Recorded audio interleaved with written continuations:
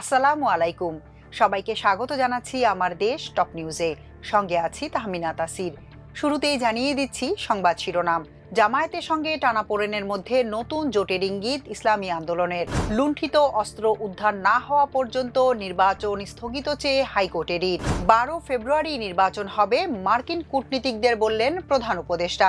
ইসিতে পঞ্চম দিনের আপিলে 73 প্রার্থীর মনোনয়ন বৈধ। পাকিস্তানের সঙ্গে সম্পর্ক উন্নত করার চেষ্টা করছি বললেন পররাষ্ট্র উপদেষ্টা। শেখ হাসিনা, কাদের, কামাল, নিজাম হাজারী সহ 170 জনের বিরুদ্ধে পরোয়ানা।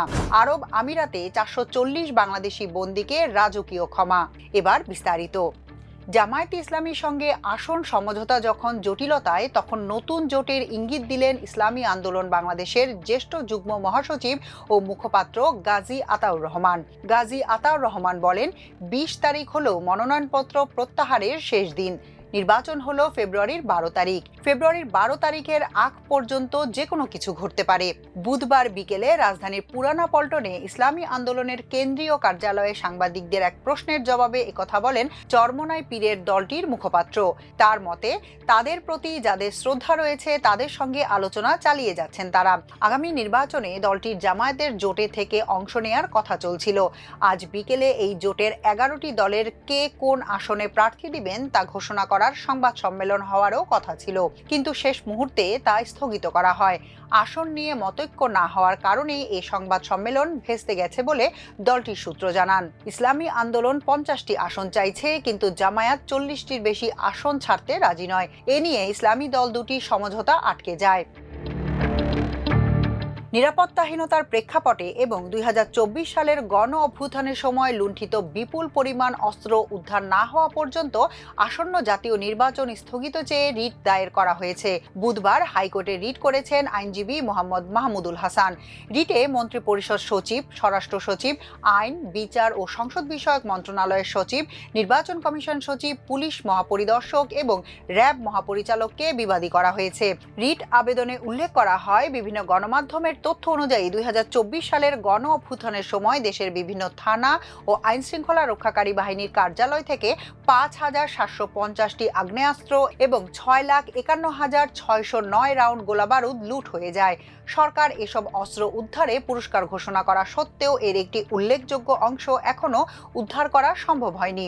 রিটে আরও বলা হয়, এই বিপুল পরিমাণ অবৈধ অস্ত্র সন্ত্রাসীদের হাতে থাকায় আসন্ন সংসদ নির্বাচনে ভোটার ও প্রার্থীদের জীবন চরম হুমকির মুখে পড়েছে। এরই মধ্যে ঢাকা 8 আসনে সংসদ সদস্য পদপ্রার্থী শহীদ শরীফ ওসমান হাদির সন্ত্রাসীদের গুলিতে নিহত হওয়ার ঘটনা প্রমাণ করে যে অবৈধ অস্ত্র উদ্ধার না হলে এই নির্বাচন রক্তক্ষয়ী হবে। এছাড়া নির্বাচন কমিশনার অবসরপ্রাপ্ত ব্রিগেডিয়ার আবুল ফজল মোহাম্মদ সানাউল্লাহ বক্তব্য প্রদান করেছেন যে নির্বাচনের আগে অবৈধ অস্ত্র উদ্ধার করা অত্যন্ত জরুরি। এ অবস্থায় রিট পিটিশনে লুণ্ঠিত সব আগ্নেয়াস্ত্র ও গোলাবারুদ উদ্ধার না হওয়া পর্যন্ত এবং নির্বাচনের নিরাপদ পরিবেশ নিশ্চিত না হওয়া পর্যন্ত আসন্ন জাতীয় নির্বাচন স্থগিত রাখার নির্দেশনা চাওয়া হয়েছে।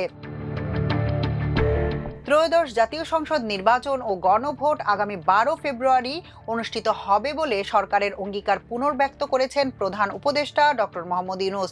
তিনি বলেছেন, নির্ধারিত সময়ের একদিন আগেও নয়, একদিন পরেও নয়, 12 ফেব্রুয়ারি নির্বাচন হবে।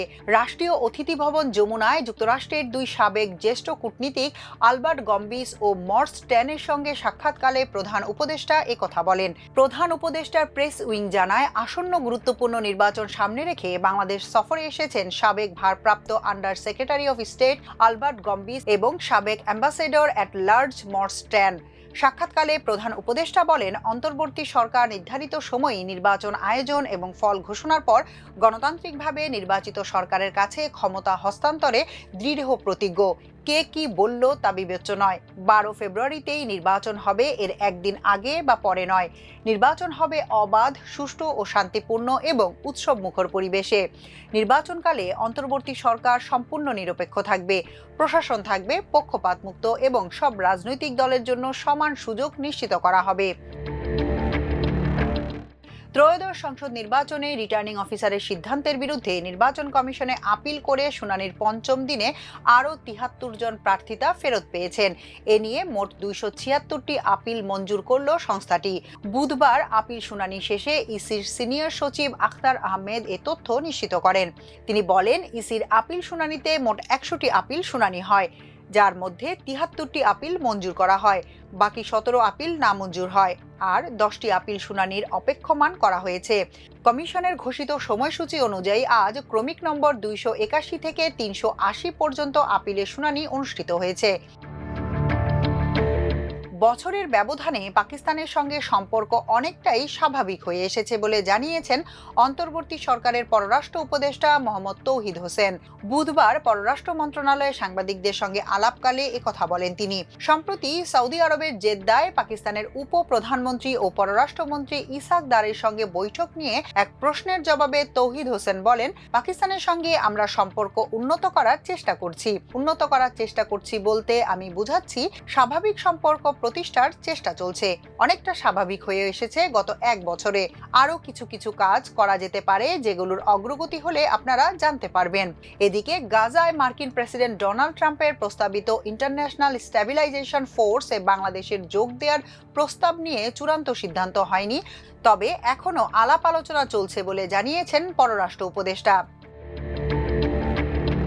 ফেনীর মহিপালে বৈষম্য বিরোধী ছাত্র আন্দোলনে কলেজ শিক্ষার্থী মাহবুবুল হাসান মাসুম হত্যা মামলার অভিযোগপত্র গ্রহণ করেছেন আদালত। এতে পতিত আওয়ামী লীগ সরকারের প্রধানমন্ত্রী শেখ হাসিনা, আওয়ামী লীগের সাধারণ সম্পাদক ওবায়দুল কাদের, সাবেক স্বরাষ্ট্রমন্ত্রী আসাদুজ্জামান খান কামাল, ফেনী ২ আসনের সাবেক সংসদ সদস্য নিজামুদ্দিন হাজারী ও ফেনী ৩ আসনের সাবেক সংসদ সদস্য লেফটেন্যান্ট জেনারেল মাসুম উদ্দিন চৌধুরী সহ পলাতক ১৭০ আসামির বিরুদ্ধে গ্রেফতারি পরোয়ানা জারি করা হয়েছে।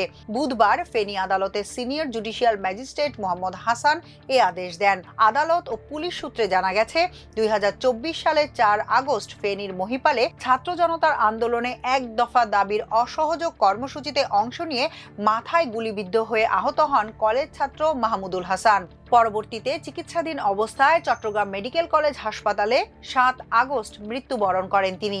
এ ঘটনায় ওই বছরের ৪ সেপ্টেম্বর নিহতের ভাই মোহাম্মদ মাহমুদুল হাসান বাদী হয়ে ১৬২ জনের নাম উল্লেখ করে এবং আরও ৪০০ থেকে ৫০০ জনকে অজ্ঞাত আসামি করে ফেনী মডেল থানায় হত্যা মামলা দায়ের করেন। ৫৪তম জাতীয় দিবস উপলক্ষে সংযুক্ত আরব আমিরাতের শাসকরা ৪৪০ বাংলাদেশি বন্দীর রাজকীয় ক্ষমা ঘোষণা করেছে। এটি দেশটির দীর্ঘদিনের মানবিক ঐতিহ্যের প্রতিফলন। বুধবার ঢাকায় সংযুক্ত আরব আমিরাতের দূতাবাসের এক সংবাদ বিজ্ঞপ্তিতে এ তথ্য জানানো হয়। বিজ্ঞপ্তিতে বলা হয়, ২০২৫ সালের ঈদ আল ইতিহাদ উদযাপনের অংশ হিসেবে এ ক্ষমার ঘোষণা দেয়া হয়। এ সময় সংযুক্ত আরব আমিরাতের নেতৃত্ব দেশব্যাপী বিভিন্ন দেশের হাজারো বন্দীকে ক্ষমা করে দেয়। এখনকার মতো এ পর্যন্তই। সবাই ভালো থাকুন, সুস্থ থাকুন আমার দেশের সঙ্গে। চ্যানেলটি ভালো লাগলে সাবস্ক্রাইব করুন। আল্লাহ হাফেজ।